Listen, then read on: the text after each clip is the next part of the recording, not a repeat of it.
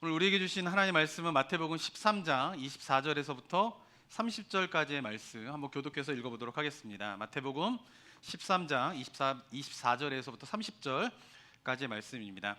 제가 24절부터 읽겠습니다. 예수께서 그들 앞에 또 비유를 들어 이르시되 천국은 좋은 씨를 제밭에 뿌린 사람과 같으니 사람들이 잘 때에 그 원수가 와서 곡식 가운데 가라지를 덧뿌리고 갔더니 싹이 나고 결실할 때에 가라지도 보이거늘 집 주인의 종들이 와서 말하되 주여 밭에 좋은 씨를 뿌리지 아니하였나이까.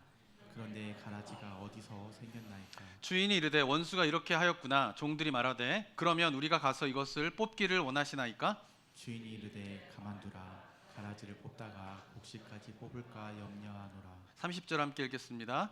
둘 다 추수 때까지 함께 자라게 두라. 추수 때에 내가 추수꾼들에게 말하기를 가라지는 먼저 거두어 불사르게 단으로 묶고 곡식은 모아 내 곡간에 넣으리라 하리라. 아멘.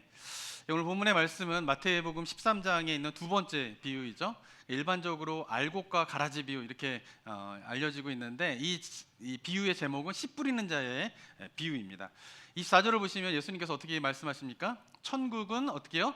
좋은 씨를 제밭에 뿌리는 사람과 같다 이렇게 하시고 이제 비유를 시작하시는 거죠. 그러니까 알곡과 가라지의 비유가 아니라 뭐예요? 씨 뿌리는 자의 비유가 이 비유의 제목이다라고 볼 수가 있습니다. 자, 우리나라 말로 이제 이게 이 내용을 보게 되면 25절부터는 어떤 내용이 나오게 되냐면은 어느 날 자기 밭에 이제 씨를 뿌리게 되게 됩니다. 근데 씨를 뿌림과 동시에 주인 몰래 원수가 와서 이제 가라지도 이제 뿌리게 됩니다. 근데 처음에 뿌렸을 때는 이제 씨가 뿌려져 있기 때문에 이게 가라지가 뿌려졌는지 잘 모르다가 어느 정도 시간이 지나다 보니까 싹이 트고 이 식물이 자라다 보니까 거기에 가라지가 있는 것을 이제 종들이 발견을 하게 됩니다. 그래서 이 종들이 와가지고 가라지가 밭에서 자라고 있습니다. 좋은 씨를 뿌렸는데 왜 밭에 가라지가 자라는지 모르겠습니다라고 주인에게 보고를 하게 됩니다. 자, 그런데 우리나라 말로는 이제 가라지라고 번역이 되어 있는데 이걸 또 다른 말로 어떻게 번역할 수 있냐면 독보리로 번역을 할 수가 있습니다.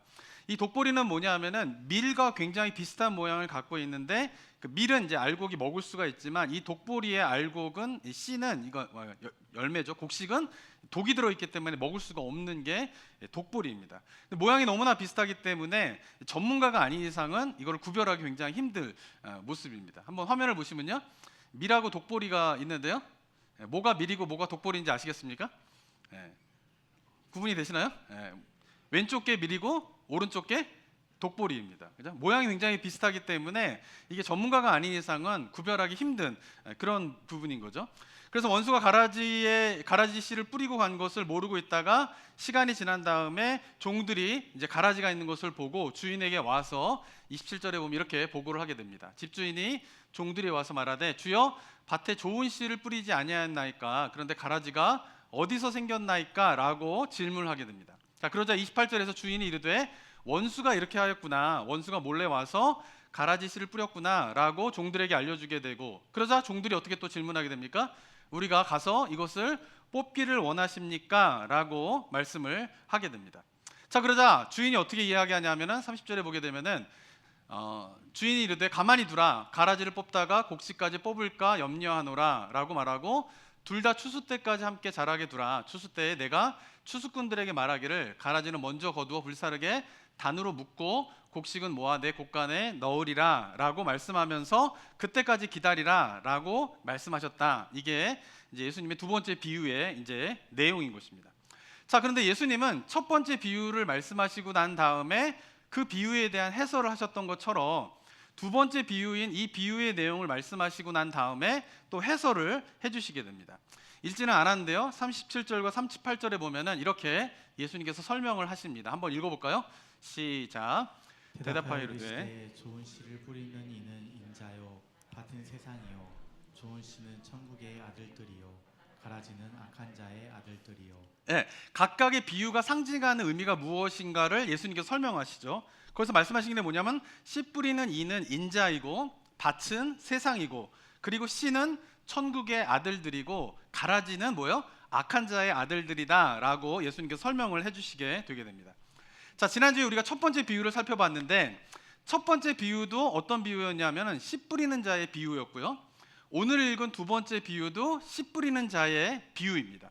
그래서 내용이 되게 비슷한 내용들이 있어요. 그런데 비슷한 내용이 있지만 그 내용이 상징하는 바는 첫 번째 비유와 두 번째 비유가 다른 것을 우리가 발견하게 됩니다. 한번 첫 번째 비유에서 씨는 무엇이었냐면은 천국 복음의 말씀이었어요. 그리고 밭은 무엇이었냐면 그 말씀을 듣는 사람들의 마음 상태를 이야기한다라고 예수님께서 설명을 해주시게 됩니다. 자, 그런데 오늘 비유에서는 어떻게 해요? 똑같이 씨가 등장하지만 씨는 뭐라고 예수님께서 말씀하고 있어요? 뭐라고 돼 있죠? 아들들이라고 이야기를 하고 있죠. 천국의 아들들 이렇게 얘기하고 있고, 밭은 뭐라고 돼 있습니까? 세상, 이렇게 비유를 하고 있는 것이요. 그러니까 첫 번째와 두 번째 비유가 똑같이 씨도 이야기하고 있고 밭도 이야기하고 있지만 상징하는 바는 첫 번째와 두 번째가 다르다라고 하는 것입니다. 그리고 첫 번째 비유에서는 씨 뿌리는 대상도 길가에도 뿌리고 돌밭에도 뿌리고 가시떨기에도 뿌리고 좋은 밭에도 뿌리는 내용이었는데, 두 번째 비유인 오늘 비유에서는 어디에다만 뿌리게 됩니까? 자신의 밭에다만 씨를 뿌리었다라고 예수님께서 직접 설명을 해주시게 됩니다. 자, 이것이 중요한 의미가 있는데요. 그것은 뭐냐면은 우리가 비유를 해석할 때에 내용이 비슷하더라도 각각의 비유마다 상징하는 바가 다르구나라고 하는 것을 인식하고 비유를 보는 것이 굉장히 중요합니다. 왜냐하면은 이 신천지가 한국 교회를 이렇게 판치게 된 결정적인 이유 중 하나가 뭐냐면은 이 비유에 대한 해석이 잘못됐기 때문에 그런 거예요. 근데 그 잘못된 해석을 많은 사람들이 되게 놀라운 해석이다라고 성경 공부하러 신천지에 막 들어가게 되면서 이 신천지가 아이러니컬하게도 무료 성경 공부 반으로 시작해가지고 이렇게 성장하게 된 것이에요. 근데 신천지에서 이야기하는 비유의 해석의 방법이 뭐냐면은 첫 번째 비유에서 씨라고 하는 것을 예수님께서 하나님의 말씀 이렇게 설명해 주셨잖아요. 그 설명만을 가지고, 그러니까 성경에 나와 있는 모든 씨를 뭐라고 해석하냐 하면은 하나님의 말씀으로 해석해야 된다라고 가르치고 있어요. 이게 신천지에 들어가게 되면 처음으로 배우게 되는 비유 공부라고 있는 것이 있는데, 그 6개월 동안 배우게 되거든요. 그 6개월 동안 배울 때의 첫 번째 파트에서 이야기하는 부분이에요. 봐라, 예수님께서 씨라고 하는 것을 하나님의 말씀이라고 이야기하고 있지 않냐? 그럼 성경에 나와 있는 모든 씨는 다 뭐로 번역해야 된다는 거예요? 하나님의 말씀으로 해석해야 된다, 이렇게 가르치고 있거든요. 근데 이 내용에 한국에 있는 많은 성도님들이 다 넘어가서 신천지에 가고 있는 것이에요. 그런데 우리가 봤지만은 같은 씨라도 예수님은 첫 번째 비유에서 이야기하는 씨와 두 번째 이야기하고 있는 씨가 어떻게 해요? 상징하는 바가 다르다라고 이야기를 하고 있는 것이에요. 그러니까 각각의 비유마다 상징하는 바가 무엇인가를 정확하게 이해하는 것이 필요한데, 하나의 비유에서 씨는 하나님의 말씀이야 라고 예수님께서 말씀하셨기 때문에 그 다음에 성경에 있는 모든 씨는 하나님의 말씀으로 해석해야 된다 라고 하는 것은 예수님의 말씀만 잘 읽어봐도 이게 틀린 얘기구나, 잘못된 해석이구나 라고 알 수 있는데, 분명하게 예수님이 이렇게 이야기하셨음에도 불구하고 한국에 있는 많은 성도님들이 예수님이 어떻게 이야기하고 있는가를 정확하게 이해하고 있지 못하기 때문에, 어설프게 알기 때문에 씨를 하나님의 말씀으로 번역했으니까 다른 것도 다 그렇게 해석해야 돼 라고 하는 신천지의 이 비유법에 다 넘어가는 일들이 벌어지고 있다라고 하는 것입니다. 사랑하는 성도 여러분, 제가 지난주에도 비유가 왜 필요한가 이런 말씀을 드렸는데, 우리가 비유를 볼 때 굉장히 중요하게 생각해야 될 것은 뭐냐면은 예수님께서 설명하신 것이 뭔가, 이거를 정확하게 보는 게 굉장히 중요해요. 안 그러면 비유에서 수많은 상징과 깨달음들을 다 뽑아낼 수 있게 되는 거예요. 그러면 뭐예요? 그것은 예수님께서 본래 이야기하는 의미가 아닌 엉뚱한 것을 말씀을 통하여서 내가 깨달았다, 말씀을 통하여서 나에게 주신 말씀이다 라고 잘못 해석하는 경우가 굉장히 많이 있기 때문에, 우리가 특별히 비유를 해석할 때에는 비유에서 특별히 예수님께서 이야기하신 것이 무엇인가, 그거에 굉장히 주목해서 포커스해서 해석하는 것이 필요한 것입니다. 자, 비유에 대해서 예수님께서 또 이렇게 덧붙여서 설명을 하시게 됩니다. 39절 한번 읽어볼까요? 읽어보겠습니다. 시작. 가라지를 뿌린 원수는 마귀요, 추수 때는 세상 끝이요, 추수꾼은 천사들이니. 상징을 또 설명해 주시죠. 가라지를 뿌리는 원수는 마귀이고 추수 때는 세상의 종말을 이야기하고 추수꾼은 천사들이다 라고 말씀하십니다. 그리고 41절과 43절에서 최종적으로 이 두 번째 비유가 상징하는 것이 무엇인가를 이렇게 말씀하십니다. 41절 한번 또 읽어볼까요? 시작. 인자가 그 천사들을 보내리니 그 그들이 그 나라에서 모든 넘어지게 하는 것과 또 불법을 행하는 자들을 거두어내어 43절까지 읽겠습니다. 시작. 풀무불에 던져 넣으리니 거기서 울며 이를 갈게 되리라. 그때의 의인들은 자기 아버지 나라에서 해와 같이 빛나리라. 귀 있는 자는 들으라. 네, 두 번째 비유에서 말씀하시는 결정적인 내용은 뭐냐면은 하나님의 심판이 있을 것이다라고 하는 것이죠. 그때에 넘어지게 하는 자들과 불법을 행하는 자들 거두어서 풀무불에 던져 심판을 받을 것이고, 인자는 해와 같이 하나님의 나라에서 빛나게 될 것이다라고 이제 두 번째 비유의 의미가 무엇인가를 설명을 하시게 됩니다. 자, 지난주에도 말씀드렸지만은 아마도 여기 계신 많은 성도님들 가운데에는 첫 번째 비유인 씨 뿌리는 자의 비유의 내용을 잘 알고 계실 거예요. 그리고 오늘 읽은 두 번째, 일반적으로 알곡과 가라지 비유 이렇게 이야기하지만 씨 뿌리는 자의 비유입니다. 이것도 씨 뿌리는 자의 비유의 내용도 잘 알고 계실 거예요. 그리고 여기에 관련된 설교도 여러 번 들으셨을 겁니다. 그래서 오늘 본문의 내용을 딱 보게 되면은 이 본문에서 이야기하고 있는 내용은 이런 거지라고 나름대로 가지고 계신 결론과 메시지가 이런 거지라고 생각하는 것이 있으실 거예요. 자, 오늘 본문을 통하여서 일반적으로 많이 해석되는 내용은 이렇습니다. 밭에 곡식과 가라지가 섞여 있는 것처럼 교회 안에는 알곡과 가라지가 섞여 있다, 이렇게 해석을 하는 것이 일반적으로 많이 하는 해석입니다. 자, 그런데 밭에 알곡과 가라지가 섞여 있는 것처럼 교회 안에 알곡과 가라지가 섞여 있다라고 해석을 하는 것이 문제가 되죠. 왜 문제가 되죠? 이 해석의 문제점이 된 게 뭐죠? 예수님께서 분명히 밭을 뭐라고 설명하셨어요? 38절에 보면은 밭은 뭐라고 예수님께서 이야기하셨어요? 세상이다 라고 이야기를 한 거예요. 근데 밭에 알곡과 가라지가 있는 것처럼 교회 안에는 알곡과 가라지가 있다라고 우리가 해석한다라고 하면 밭을 뭐로 해석하고 있는 거예요? 교회로 해석하고 있는 거예요. 교회로. 예수님께서는 분명히 밭을 뭐라고 이야기하고 있어요? 세상, 이렇게 이야기하고 계신데도 우리는, 많은 설교자들도 그러고요, 많은 성도님들이 밭은 교회야 이렇게 해석한단 말이에요. 예수님께서 명확하게 이야기하신 부분도 우리는 잘 받아들이지 않아요.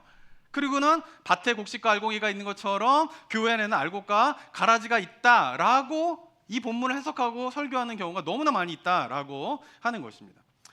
자, 그래도 밭에 곡식과 가라지가 있는 것처럼 교회 안에는 알곡과 가라지가 있다라고 해석하는 정도까지는 그래도 크게 잘못된 해석이다라고 볼 수는 없습니다. 자, 그런데 문제는 뭐냐면은 여기서 좀 더 나아가서 해석할 때에 잘못된 해석을 하는 경우가 많이 있다라고 하는 것이에요. 교회에는 알곡과 가라지가 섞여 있는데 우리는 알곡과 가라지를 구별할 수 없으니까 함부로 가라지를 뽑다가 알곡이 상하는 일이 생기기 때문에 추수 때까지 기다려야 된다라고 하는 이 비유의 말씀을 이렇게 잘못 해석할 때가 많이 있어요.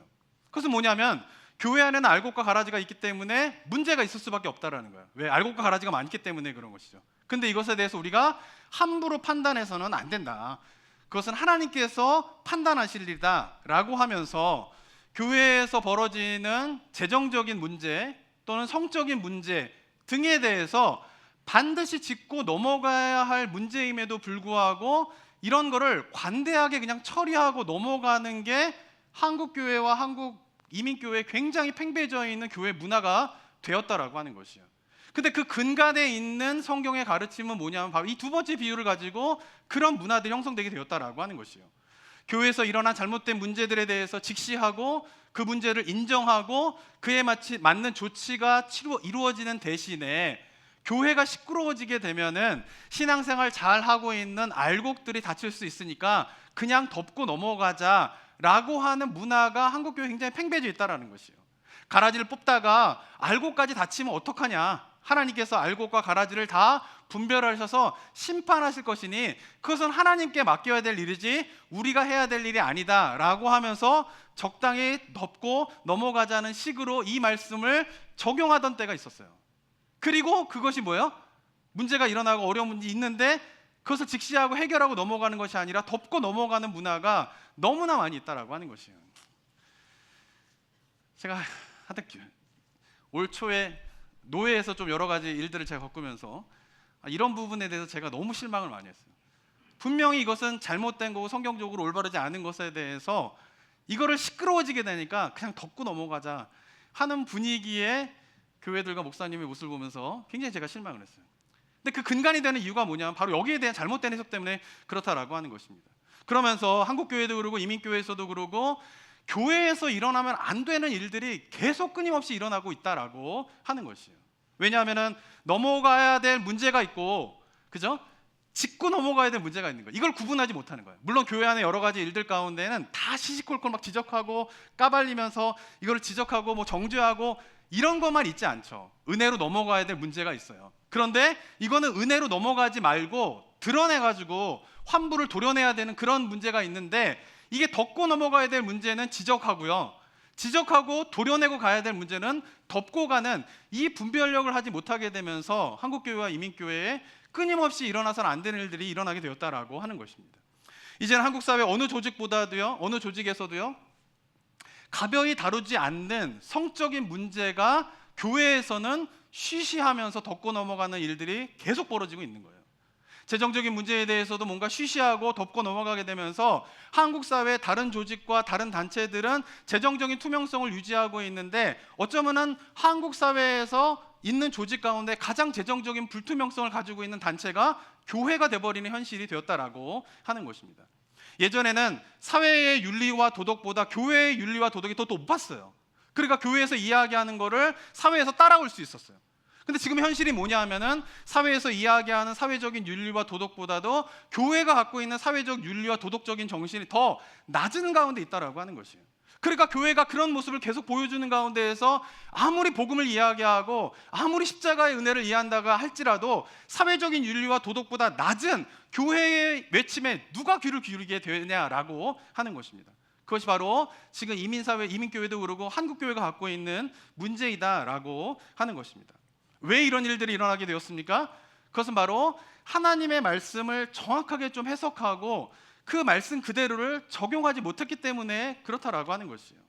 씨 뿌린 자의 비유는 교회에서 알곡도 있고 가라지가 있으니까 교회에 문제가 생기더라도 하나님이 판단하실 것이니까 우리가 판단하지 말고 넘어가자, 기다려야 된다, 이 말씀을 하는 게 아니에요.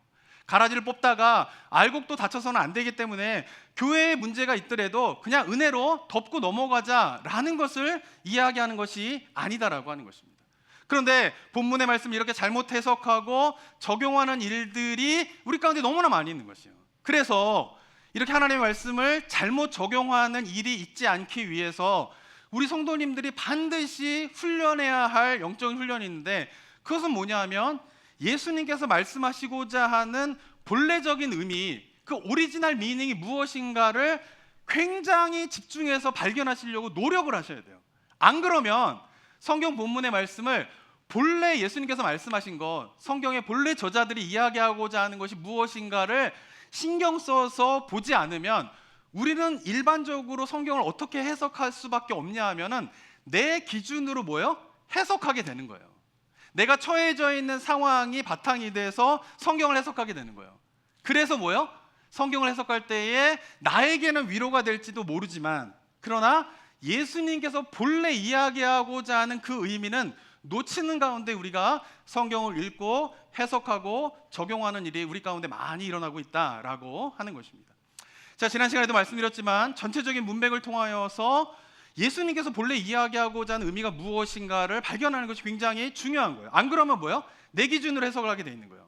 그래서 지난주에도 첫 번째 비유인 씨 뿌린 자의 비유에 대해서 말씀드렸지만, 씨 뿌린 자 비유를 그냥 예수님이 본래 이야기하고자 하는 의미가 무엇인가를 굉장히 신경 써서 읽지 않으면은 그 비유는 대부분 내 기준으로 해석이 되기 때문에, 아, 내가 길가인가, 아, 내가 돌밭짝인가, 내가 가시덩굴인가, 아, 그래, 나는 좋은 밭이 되어서 많은 열매를 맺어야지 라는 결론으로 그 본문을 해석하게 된다라고 하는 것이에요. 물론 그냥 좋은 밭이 되어서 30배, 60배, 100배의 열매를 맺으면서 내가 신앙생활 해야지 라고 결론만 보면은 이 결론은 잘못된 결론은 아니에요. 성경 전체적으로 볼 때에 옳은 해석이라고 볼 수가 있는 거죠. 근데 중요한 거는 뭐냐 하면은 그냥 이 본문의 말씀을, 첫 번째 비유의 말씀을, 그래, 나는 좋은 밭으로 30배, 60배, 100배의 열매를 맺자라는 결론을 딱 내리게 되면은 이 본문을 통하여서 예수님께서 본래 이야기하고자 하는 그 의미는 발견하지 못한 채 그냥, 아, 좋은 밭으로 많은 열매를 맺으며 살아가야지 라고 하는 결론으로 끝나버리게 된다라고 하는 것입니다. 근데 지난주에도 말씀드렸지만 이 첫 번째 씨 뿌리는 자의 비유를 통하여서 예수님께서 말씀하시고자 한 중요한 메시지가 뭡니까? 그것은 가시밭이든 돌밭이든 가시떨구든 좋은 밭이든 가리지 말고 뭘 하라는 거예요? 씨 뿌리는 일을 해야 된다라는 거예요. 하나님의 나라는 내가 볼 때에 좋은 밭에는 씨를 뿌리고 가시밭에는 씨를 뿌리지 말고 어차피 열매 안 맺을 거니까 좋은 밭에다만 씨를 뿌려가지고 좋은 열매를 맺자, 이 이야기를 하게 되는 것이 아니라, 그래가지고는 하나님의 나라가 이루어지게 되는 것이 아니라는 거예요. 그냥 내가 보기에는 가시밭 같고 내가 보기엔 돌짝밭 같고 내가 보기에는 길가와 같지만, 그러나 뭐 하는 거예요? 우리가 해야 될 사명은 씨를 뿌리는 거예요. 천국 복음의 말씀을 뿌리는 거예요. 왜? 예수님께서 그렇게 사역하셨기 때문에 그런 것이에요. 예수님은 상대방이 받아들이던 안 받아들이던 예수님이 주로 하신 사역이 뭐예요? 계속 천국 복음의 말씀을 뿌리신 거예요. 그러다 보면 길가에도 떨어지게 되고 가시밭에도 떨어지게 되고 돌밭에도 떨어지게 되지만, 또 어떤 일도 일어나게 돼요? 좋은 땅에 씨앗이 떨어지게 되면서 30배, 60배, 100배 열매가 맺어지게 되면서 어떻게 해요? 하나님의 나라가 이루어지게 된다라고 하는 것이에요.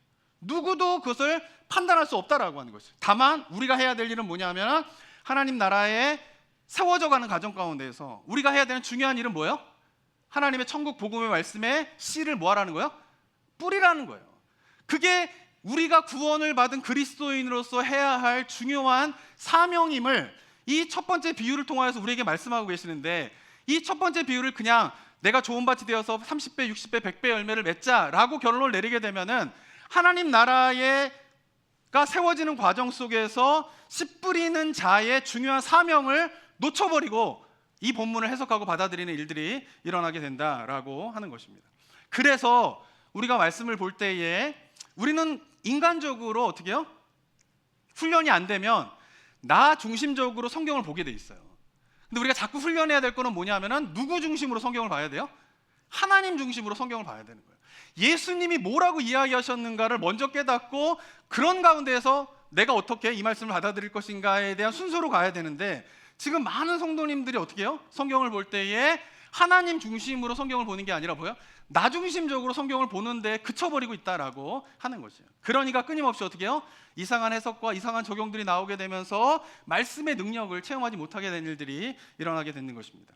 자, 두 번째 비유도 마찬가지입니다. 두 번째 비유는 교회에 알곡과 가라지가 있을 수밖에 없으니까 교회에 문제가 생기는 것은 당연하고, 이것을 어설프게 처리하다가 알곡까지 상처가 되는 일이 일어나면 안 되니까 하나님이 판단하실 때까지 그냥 덮고 넘어가자, 이게 아니에요. 성경은 분명하게 어떻게 해요? 하나님의 교회가 잘못한 일이 있을 때에는 그것을 도려내라고 분명히 성경은 이야기를 하고 있어요. 고린도서가 그런 내용이잖아요. 고린도서의 전체적인 내용이 뭡니까? 고린도 교회 너희들 교회에 문제가 있는데 왜 그것을 덮고 넘어가느냐, 이게 핵심이에요. 도려내야 된다는 거야. 파당을 짓는 자들, 어떻게 해요? 성적으로 타락한 자들, 교회 질서를 안 지키는 자들 도려내야 된다라고 하는 것이 사도 바울의 가르침인 것이에요. 근데 아까도 말씀드린 것처럼 덮고 넘어가야 될 것은 지적하는 게 문제고요. 우리가 덮고 넘어갈 게 있습니다. 또 그죠? 그런데 지적하고 도려내야 될 거는 덮고 넘어가는 일들이 계속 반복되고 있다라고 하는 것입니다. 자, 두 번째 비유에서 핵심적으로 이야기하는 것은 뭐냐면 바로 하나님의 나라가 완성될 때 그 과정 가운데에서 우리 그리스도인들이 반드시 기억해야 할 사실이 있다라고 하는 것을 예수님께서 이 본문을 통해서 이야기를 하고 계신 것입니다. 자, 그것이 무엇인가를 우리가 깨닫기 위해서는 중요하게 생각해야 할 포인트는 뭐냐면 바로 종들의 질문이에요. 27절 한번 읽어볼까요? 다시 한번 시작. 집 주인의 종들이 와서 말하되 주여 밭에 좋은 씨를 뿌리지 아니하였나이까? 그런데 가라지가 어디서 생겼나이까? 자, 이 종의 질문은 이 시대의 많은 세상 사람들이 하는 질문이고, 심지어는 요즘에는 많은 그리스도인들이 하고 있는 질문과 유사한 질문을 종들이 하고 있는 거예요. 자, 보세요. 밭에 좋은 씨를 뿌렸는데 왜 가라지가 납니까? 라고 질문하는 것은 이 시대에 많은 사람들이 질문하는 것과 어떻게 비슷하냐면, 요즘 사람들이 질문하는 게 이런 것이죠. 예수님의 오심으로 말미암아 하나님의 나라가 왔다고 하는데 왜 이 세상에는 여전히 악이 만연합니까? 라고 질문한단 말이에요. 하나님이 죄인을 심판하시고 공의를 실천하시는 분이시고 전능하신 분이시고 살아계신 분이다라고 하는데, 왜 하나님이 살아계신다라고 하면, 하나님이 왜 전능하신다라고 하면 여전히 이 세상에는 악을 행하는 자들이 있고 그 악을 행하는 자들이 오히려 떵떵거리면서 잘 사는 일이 끊임없이 일어난 이유가 무엇 때문입니까? 라고 세상 사람들은 묻는 거예요. 요즘 많은 사람들이 하나님을 믿지 않는 이유 중에 하나가 뭔지 아세요? 세상에 악을 봐라, 전쟁이 일어나는 걸 봐라, 악한 사람들이 잘 사는 걸 봐라, 그런 거를 보는데 과연 하나님이 살아계신다라고 우리가 볼 수 있느냐? 하나님이 전능하신 분이다라고 믿을 수가 있느냐? 하나님이 악을 심판하시는 공의의 하나님이다라고 말할 수 있느냐? 라고 하면서 나는 그런 하나님을 안 믿겠다라고 세상 사람들이 하나님을 안 믿는 이유 중에 하나가 바로 여기에 있는 거예요.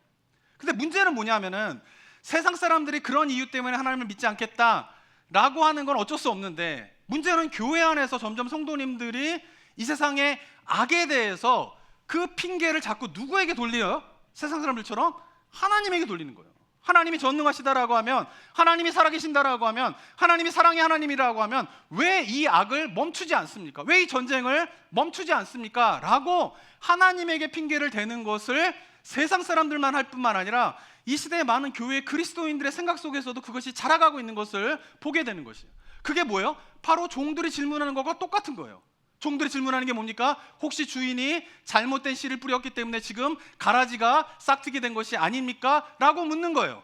좋은 씨를 뿌린 게 맞습니까? 좋은 씨만 뿌렸는데 이렇게 가라지가 나는 것이 있을 수 있습니까? 라고 종이 물어보는 것과 이 시대의 사람들이 하나님을 향하여서 모든 악에 대한 책임을 하나님에게 돌리려고 하는 것이 일맥상통하는 질문이 된다라고 하는 것입니다. 자, 이때 주인의 대답이 무엇입니까? 28절 읽겠습니다. 시작. 주인이 이르되 원수가 이렇게 하였구나. 네, 원수가 이렇게 하였다라고 하는 것이에요.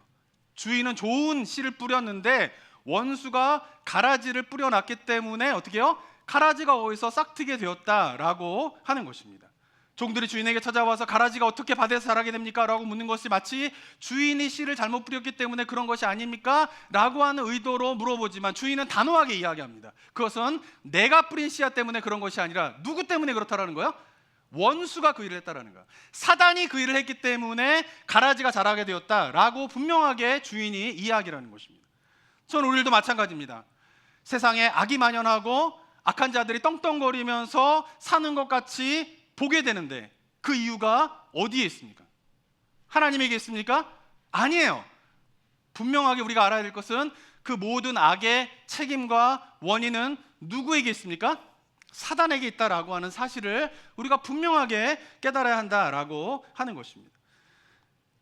하나님이 살아계신다라고 어떻게 저런 악한 사람들이 자랄 수 있습니까? 라고 묻는 것은 주인이 정확하게 밭에 좋은 씨를 뿌린 것이 맞습니까? 라고 종들이 질문하는 것과 일맥상통하다라고 하는 것입니다. 그러나 우리가 기억해야 할 것은 세상에 악이 만연하고 그리고 악인들이 떵떵거리며 사는 것처럼 보이게 되는 거예요. 이 부분을 착각해서는 안 돼요. 우리는 자꾸 생각할 때 저렇게 악한 일을 하는 사람들이 저렇게 잘 사나? 좌절감이 생긴단 말이에요. 근데 그 이유가 어디에 있는 거야? 그 모든 일들이 일어난 이유가 무엇 때문이에요? 하나님에게 있지 않고 누구에게 있다라는 거예요? 사단이, 원수가 가라지를 뿌려놨기 때문에 그렇다라고 하는 것입니다. 예수님이 오심으로 하나님의 나라가 시작됐지만 그러나 아직 완성되어지지 않았기 때문에 하나님의 나라가 완성되는 그때까지는 어떻게 해요? 사단의 공격들이 있다라는 거예요. 사단이 끊임없이 악한 일을 행하는 것이 있다라고 하는 것이에요. 그때에 우리가 소망을 잃어버리고 그 사단의 공격에 넘어가서는 안 된다라고 하는 것이에요. 그런데 좀 전에 말씀드린 것처럼 이 시대의 많은 그리스도인들의 생각 속에서 어떤 생각들이 자리 잡고 있냐면은 세상 사람들이 던지는 질문과 똑같은 질문을 하나님께 던지는 거예요. 하나님이 전능하시다면, 살아계신다라고 하면 내 인생에 왜 이런 일들이 끊임없이 일어납니까? 나 예수님을 믿으면 인생 잘 될 줄 알았는데 왜 내 삶 가운데 계속 어려움들이 일어나게 됩니다. 도대체 하나님을 믿는 의미가 무엇입니까? 하나님은 전능하시고 나의 기도를 들어주십니까? 라고 끊임없이 질문하는데 이 질문이 잘못됐다라는 거예요. 왜 하나님에게 그 모든 책임의 원인을 돌리는 마음을 갖게 되냐라는 거예요. 그것은 바로 누가 역사하는 거예요? 사단이 역사하는 거라. 사단이요. 근데 그것을 분별하지 못하고 하나님 앞에 그런 마음을 계속 갖고 있기 때문에 이 시대의 많은 그리스도인들이 기도의 문이 꽉 막혀버리는 거예요.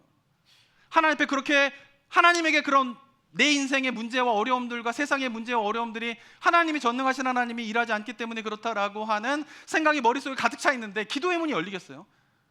기도의 문이 닫힐 수밖에 없는 것이에요. 근데 이것이 뭐예요? 사단이 역사하는 중요한 방법이다라고 하는 것이에요. 마치 악인들이 잘 사는 것처럼 보이는 거예요. 실상은 그렇지 않아요. 악을 행하는 사람들이 내가 정직하고 성실하게 일하면 손해보는 것 같고, 요즘에 사람들이 팽배해지는 생각이잖아요. 뭔가 이렇게 수단과 방법을 가리지 않고 돈을 많이 버는 사람들이 잘 사는 것 같고 높은 자리에 올라가는 것 같고, 그러면서 좌절감이 생겨요. 성실하게 뭔가 검소하게 막 이렇게 사는 거에 대한 기대와 소망들을 그리스도인들도 점점 잃어버리게 되는 일들이 일어나게 된다라고 하는 것이죠. 그것은 뭐예요? 악인들이 마치 잘 되는 것처럼 보이게 함으로 사단이 사람들로 하여금 선을 쫓는 일에 대한 소망을 끊어버리려고 하는 사단들의 시도이다라고 하는 것입니다. 그리고 이렇게 악이 번성하는 것을 통하여서 사람들은 하나님의 정의와 공의에 대한 심판의 메시지에 더 이상 귀를 기울이지 않게 되는 거예요. 하나님께서는 분명하게 어떻게 이야기하십니까? 오늘 본문에서도 종말의 때에 악인과 의인의 심판이 있을 것이다라는 거예요. 그 악인들은 어떻게 해요? 영원한 형벌에 가게 될 거다라고 분명하게 심판의 메시지를 주시고 계시지만, 많은 그리스도인들은 그 심판의 날에 대한 소망과 기대감을 가지고 신앙생활을 하고 있지 않다라는 것이에요. 그러면서 하나님의 심판에 대한 것에 대한 약속의 말씀을 소망하지 못하게 되고, 그러면서 하나님의 나라에 들어오지 못하는 자들이 생겨나고 있다라고 하는 것입니다. 이러한 일들이 하나님의 나라가 세워지는 과정 가운데에서 있게 될 거다, 그 사단의 공격이 있을 수밖에 없다라고 하는 사실에 대해서 예수님께서 오늘 본문을 통하여서 말씀하고 계신 것입니다.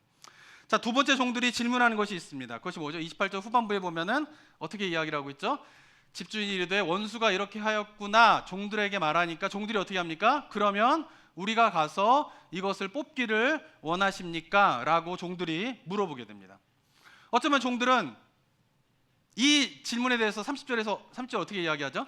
그냥 놔둬라 라고 주인이 이야기를 하게 됩니다. 그냥 놔둬라, 가라지를 뽑다가 곡식까지 뽑을까 염려가 된다라고 하는 주인의 대답이 잘 이해가 되지 않았을 거예요. 밭에 가라지가 있는 것을 보면 바로 뽑아버려야지, 왜 기다려야 됩니까? 라고 종들은 생각했을 수도 있습니다. 그리고 자신들이 곡식과 가라지를 분별하지 못하는 거로 주인이 생각하고 있는 거 아니야? 라고 불만이 생겼을 수도 있습니다. 근데 이러한 모습들이 또한 뭐예요? 우리들의 모습이기도 하다라고 하는 것입니다. 우리도 역시 세상에 만연되는 악과 전쟁과 이런 것들을 보면서 하나님은 왜 가만히 계시냐라고 묻습니다. 전능한 힘을 가지신 하나님이시라면 악도 제거하고 전쟁도 막고 악을 행하는 자들을 좀 심판해가지고 떵떵거리며 살지 못하도록 하셔야 되는데 왜 가만히 계십니까? 라고 묻는 것이에요. 그러면서 추수 때까지 기다려라 라고 하는 하나님의 말씀을 잘 받아들이지 않는 모습들이 우리들 가운데 있다라고 하는 것이죠. 그러면서 말씀드린 것처럼 하나님의 전능하심과 하나님의 살아계심에 대한 의심을 품고 끝까지 그 심판이 있을 것이다 라고 하는 것을 소망하면서 기다리는 신앙을 하지 못하는 모습이 바로 많은 그리스도인들의 이 시대의 모습이다라고 하는 것입니다. 사랑하는 성도 여러분, 오늘 말씀을 통해서 우리가 반드시 기억해야 할 것이 있습니다.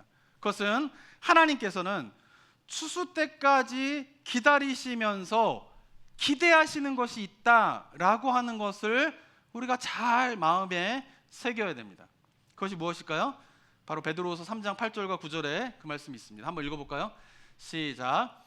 사랑하는 자들아, 주께는 하루가 천년 같고 천년이 하루 같다는 이 한 가지를 잊지 말라. 주의 약속은 어떤 이들이 더디다고 생각하는 것 같이 더딘 것이 아니라 오직 주께서는 너희를 대하여 오래 참으사 아무도 멸망하지 아니하고 다 회개하기에 이르기를 원하시느니라. 저는 베드로후서 3장 특별히 9절 말씀은 하나님께서 추수 때까지 기다려라 라고 말씀하신 이유를, 왜 가라지를 뽑지 말라라고 말씀하셨는지에 대한 이유를 설명하는 본문이라고 생각합니다. 가라지를 뽑지 말라고 한 것은 단순히 교회의 문제를 들쑤서가지고 신앙생활 잘하고 있는 알고까지 다칠까봐 그냥 덮고 넘어가라 이런 게 아니라, 교회가 문제가 있으면 어떻게 해요? 도려내야 되는 거예요. 그런 이야기를 하고 있는 것이 아니라, 가라지를 뽑지 말라라고 한 것은 바로 영혼 구원에 대한 하나님의 마음을 좀 알으라는 거예요. 한 영혼 한 영혼을 좀 소중하게 여기면서 어설픈 생각으로 가라지라고 생각하지 말라라는 거예요. 우리가 볼 때에는 이건 가라지야 라고 생각하지만 그 곡식은 뭐예요? 하나님 앞에서는 가라지가 아니라 뭐가 될 수 있는 거예요? 알곡이 될 수 있다라고 하는 사실을 우리가 인정해야 되는 거예요. 하나님은 저런 사람은 왜 벌도 안 주고 심판하시지도 않고 저러고 살려두시나 라고 생각하는 사람일지라도 하나님 앞에서는 그 사람은 뭐가 될 수 있어요? 알곡이 될 수 있다는 거예요. 그것을 우리가 판단할 수 없다라고 하는 것이요.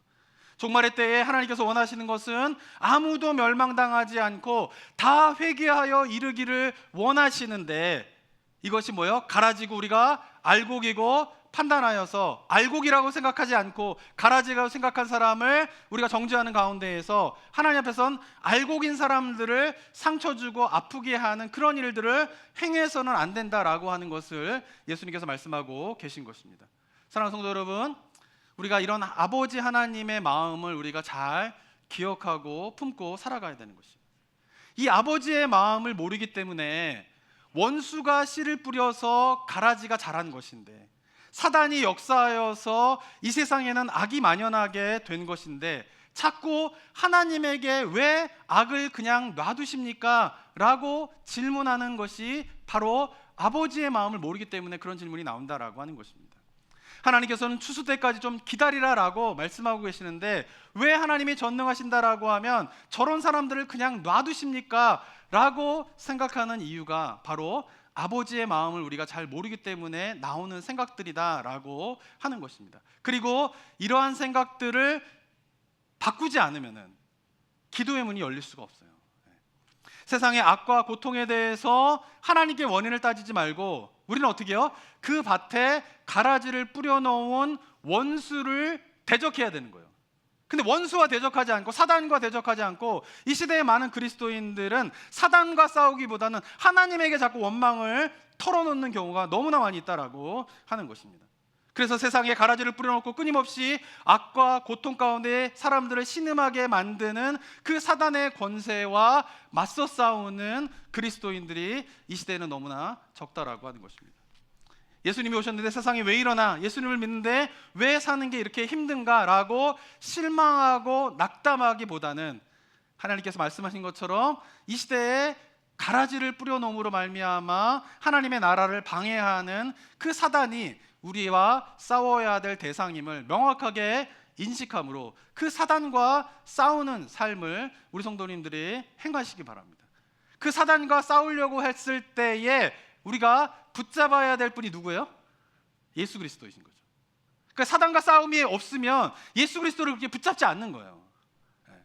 그런데 우리가 기억해야 할 것은 우리가 명확하게 싸워야 될 대상은 바로 사단인 것을 기억하면서, 그리고 그 추수할 때가 되면 그 악을 하나님께서 반드시 심판하신다라고 하는 사실을 기억하면서, 악이 영원할 것 같지만 결코 그렇지 않다라고 하는 믿음의 확신 가운데에서 우리가 그 사단과의 싸움을 해나가는 삶의 모습이 우리 모든 성도님들의 삶의 모습 되시기를 주님의 이름으로 축원합니다. 그러면서 그 사단과의 싸움으로는 나의 힘으로는 안 돼요. 내 능력으로는 안 되는 거예요. 기도하지 않고는 어떻게 해요? 그 사단과 싸움에서 어떻게 우리가 이길 수 있겠어요? 그러니까 기도하게 되는 거예요. 그러니까 예수님을 더 붙잡게 되는 거예요. 그러니까 어떻게 해요? 십자가의 은혜를 더 바라보게 되는 것입니다. 그러면서 그렇게 사단과의 싸우기 위하여서 하나님의 십자가의 은혜를 붙잡고 살아가는 자들의 삶 가운데에 바로 하나님의 나라 천국이 임하게 되는 축복이 있게 될 줄을 믿습니다. 그런 은혜를 누리며 살아가는 삶의 모습 되시기를 주님의 이름으로 축원합니다. 사랑과 은혜가 충만하신 하나님 아버지, 이 땅을 살아가는 동안에 하나님의 나라가 이미 시작되었지만 그러나 완성되어지는 그 기간 동안에 사단의 공격이 끊임없이 있게 되는 것을 우리에게 말씀해 주셨는데, 우리가 치루어야 될 영적인 싸움의 대상이 누구인가를 명확하게 깨닫는 주의 백성들 될 수 있도록 인도하여 주시옵소서. 우리 안에 악이 우리 이 땅 가운데 악이 만연하는 것이, 우리 삶 가운데 문제가 일어나고 있는 것이, 이 땅 가운데 불공평한 일들이 벌어지고 있는 것이 하나님에게 그 책임이 있는 것이 아니라 바로 사단에게 있음을 우리가 명확하게 깨닫고 그 사단과의 싸움을 해나가게 되는 신앙인의 모습이 우리 모든 성도님들의 삶의 모습 되게 하여 주시옵소서. 그 사단과의 싸움을 할 때에 도저히 나의 힘으로는 이 싸움에서 승리할 수 없기에 예수 그리스도의 십자가의 은혜를 붙잡고 부활의 능력을 체험하게 되는 은혜가 우리 모든 성도들 가운데 있게 하여 주시옵고, 그런 가운데에서 정말 우리가 감당해야 될 믿음의 사명들을, 우리가 뿌려야 될 씨앗들을 뿌리면서 사람들을 판단하지 아니하고 우리가 감당해야 될 말씀의 씨앗들을 뿌리는 가운데에 정말 하나님의 나라가 어떻게 이루어지게 되고 완성되어지는가를 목도하고 경험하게 되는 은혜가 우리 모든 성도들 가운데 있을 수 있도록 인도하여 주시옵소서. 우리 삶 가운데에 행하시고 역사하시는 그 하나님의 능력을 체험하는 축복 우리 모든 성도들 가운데 있게 하여 주시옵고, 이 시간 하나님을 향한 원망과 불평과 마음 가운데에 하나님을 향하여서 거룩하지 못한 생각을 가지고 이 자리에 나온 주의 백성들이 있다면 말씀을 통하여서 그런 모든 마음들을 다 내려놓고 하나님을 향한 전적인 신뢰의 마음을 가지고 주님 앞에 한 주간의 삶을 살아가는 주의 백성 되게 하여 주시옵소서. 은혜 감사드리며 예수 그리스도의 이름으로 기도드립니다. 아멘. 우리 다 함께 일어나 주님께 영광의 찬송 올려드리도록 하겠습니다.